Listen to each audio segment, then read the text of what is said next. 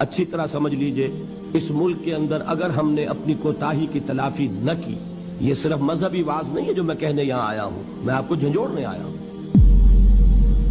زندگی میں پھر یہ موقع آتا یا نہیں آتا اللہ جانتا ہے، میری اپنی زندگی ہے یا نہیں ہے کس کو معلوم۔ زندگی ہو امکان نہ رہے، اس کے بھی 100 شکلیں ہو سکتی ہیں۔ میں نہیں چاہتا کہ کوئی بھی بات چھپا کر آپ سے رکھوں، بہت خطرے میں ہے ہمارا ملک اس وقت۔ تیری بربادیوں کے مشورے ہیں آسمانوں میں، لیکن یہ سب کچھ سزا ہے کس بات کی؟ وعدہ خلاف۔ تم نے اسلام کے لیے ملک لیا، کوئی ملک اسلام کے نام پر نہیں بنا۔ ملک پہلے سے موجود تھا، آزاد ہو گیا۔ پاکستان تو موجود نہیں تھا پہلے، واحد ملک ہے پوری دنیا میں جو اسلام کے نام پر اثر نو بنا ہے، لہذا وہاں وعدہ خلافی جو ہوگی اس کی سزا بہت سخت ہوگی۔ آپ حضرات کو اپنی جگہ پر ہر شخص کو سوچنا چاہیے، ہم کہاں کھڑے ہیں، کیا کر رہے ہیں۔